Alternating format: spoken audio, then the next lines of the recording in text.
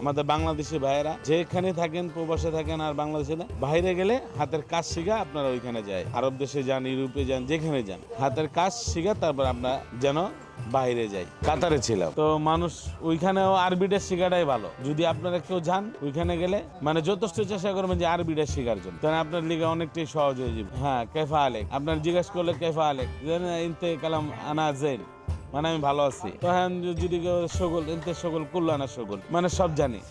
এখন যদি কাজের উপর দেখেন, আপনারা যদি কাজ করেন, কাজ বললে তো মানে কোনো জায়গায় কাজে যান, আপনাকে নিয়ে যেতে পারে আরবিতে। এখানে হ্যাঁ, বাসায় ক্যাটাগরিতে লিখবো তো সগল এনতে তাল আনা সগল আনা বেদ আদি সগল আলাতুল। এখানে আমি ছিলাম 12 বছর। ওইখানে আপনার একটা দরজা চাই বানালে আপনার বাংলা টাকায় পড়বো হলো 400 টাকা, আর ওইখানে হলো 20 রিয়াল, 5 রিয়াল, 5 রিয়ালে আসে 150 টাকা। তো ওইখানে 5 রিয়ালে আমরা একটা চাই বানাই, আবার 7 রিয়াল, 8 রিয়াল, 10 রিয়াল এরকম। আর এমনি বাইরের কাজে গেলে দেখা যায় সর্বনিম্ন বাংলাদেশের, মানে এখানে তার ওই চার্জটা পাওয়া যায় না, যে একটা আউট মানে কলে কাজে গেলে দেখা যায় বাংলা থেকে সর্বনিম্ন 10,000 টাকা, আর এখানে দেখেন আমরা বাংলাদেশে 500 টাকা, 1000 টাকা হলো অনেক বেশি। কাস্টমার যদি আসে তাই এখন সে বলে যে এবি মুক্তা, ওটা স্বাভাবিক তাকে বলতে হ্যাঁ সহি মুক্তা, মানে কাজ, যে আপনার কি কাজ করবে, ওকে খালি ওয়াহিদ হাব্বা, এক মানে একটা কপি বানাইলে তখন আপনি আরবিতে বলে ওয়াহিদ হাব্বা, 2 পিস বললে ইতনিন, 4 পিস বানালে বলে আরবা। তো এইগুলি শিখতে হইব, আরবি ভাষা শিখলে সবচেয়ে ভালো। মানে এখান থেকে যেই যাক, যতই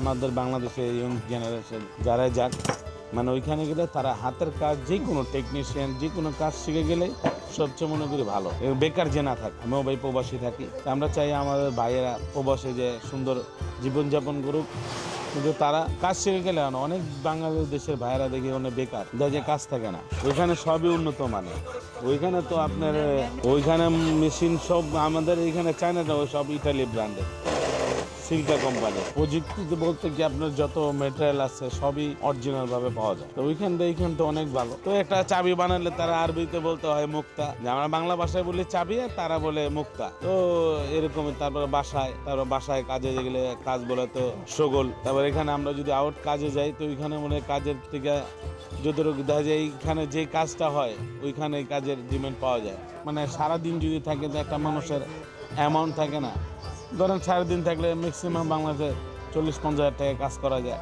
বাংলাদেশের তো নর্মালি দেখেন 2000 টাকাতেই কাফি, মানে এর চার বেশি কিছু না। ওইখানে আমাদের দোকান আছে দোহা সিটিতে।